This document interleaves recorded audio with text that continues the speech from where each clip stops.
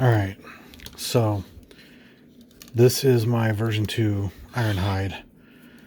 Differences I noticed between it and version 1 Rubberhide is, for one thing, the obvious that the panels are much stiffer on this one, and it just has a more solid feel to it. It's one of those things that, putting them side by side, they look identical, more or less, but you can definitely feel a difference when you pick it up. At least I can. The weapons are stiffer, except for these secondary weapons are exactly the same as far as I can tell. But these weapons are stiffer, and all the truck panels are all stiffer. Another difference, my Rubberhide, for some reason, they had put smaller pins here where they were only up to the edge of the hinge, whereas these go all the way over to the end. And I think this right here adds to stability, even though, you know, it adds a little extra silver to it. My version 2 came with a lot of stainless steel screws, and whereas my Rubberhide had black ones. So examples would be right here on the bicep, inside the wheel, down inside here, the spring piece, this one up here, the get his leg down. These two in here, of course, the funny thing is one leg had two black ones, the other leg had two stainless ones.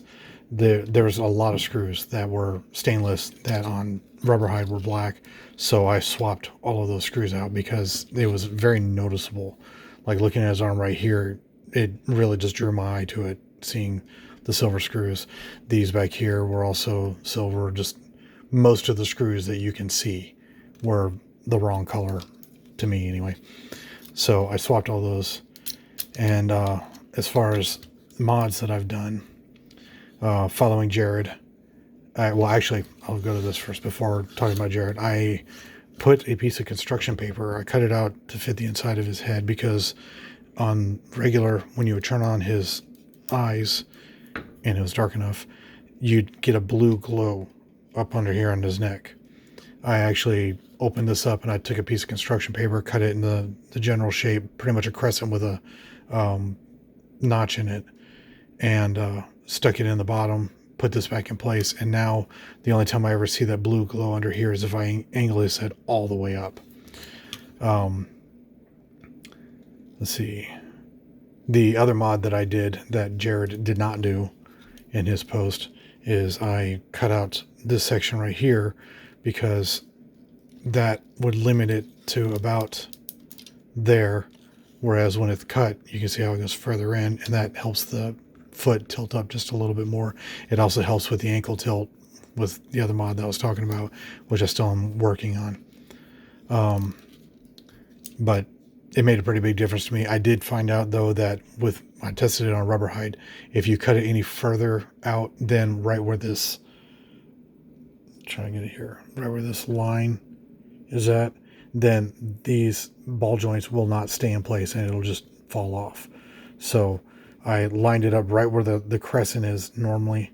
I just snapped it right within there with some good plastic cutters.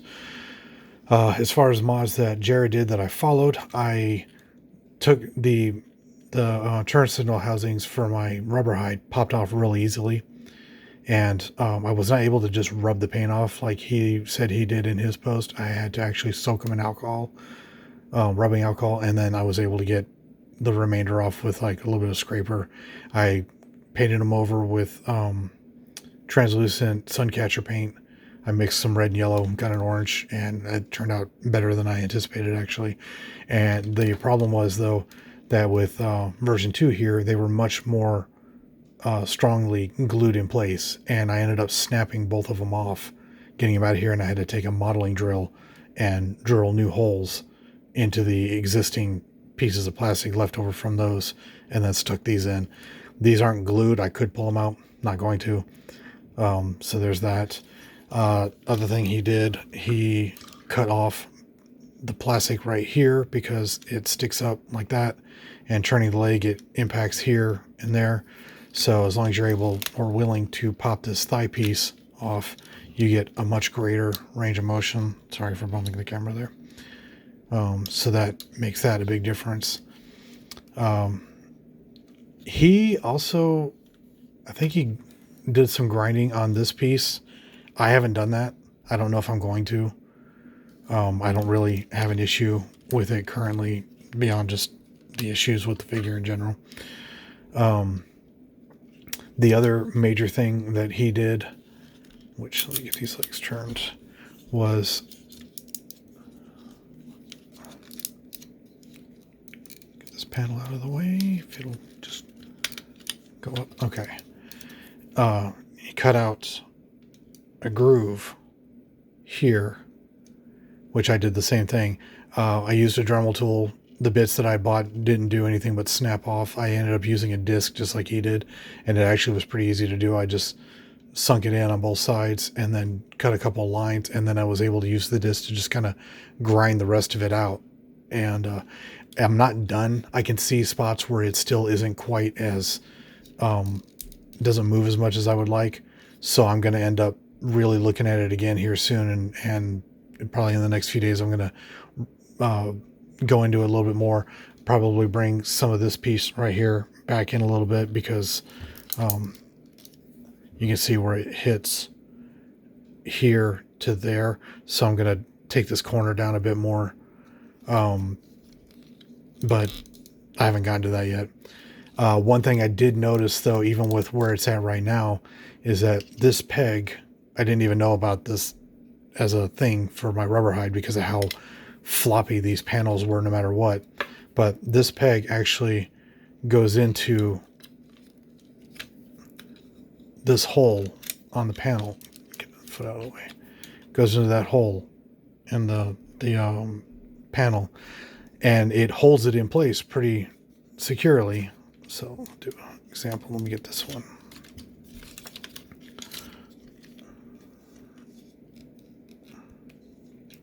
There it is.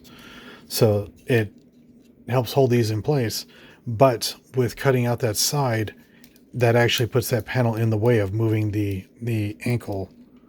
So if you're going to do more of the tilt, this actually will need to be popped out and kind of moved a little bit. So you'd have to basically extend it out a little bit like that so that you can get the ankle to fit more into there. Not a real big deal, but just something I noticed. I think that pretty much covers it. Wasn't really much else anything I did. Little side notes.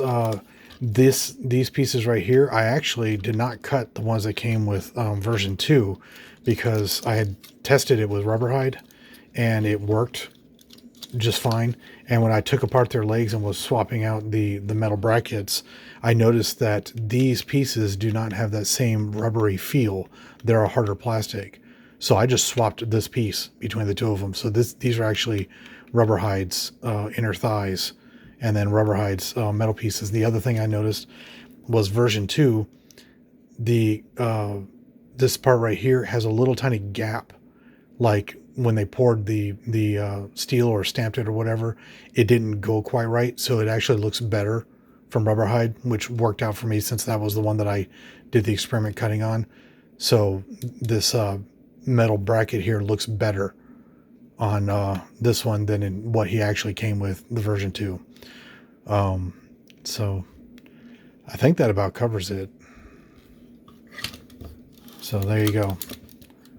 It hasn't made a massive difference to his posability, but it is a difference. I do find it a little bit easier to move it around, and just getting his feet to be able to mostly sit flat, which I need to tweak it a little bit more, has made a huge difference. It doesn't look like much now, you know, when you just kind of sit it down here, but when I was doing a comparison between the two of them, it was basically, he was, you know, like that, whereas now you can actually kind of flatten the feet out, but I do need to work on it a little bit more.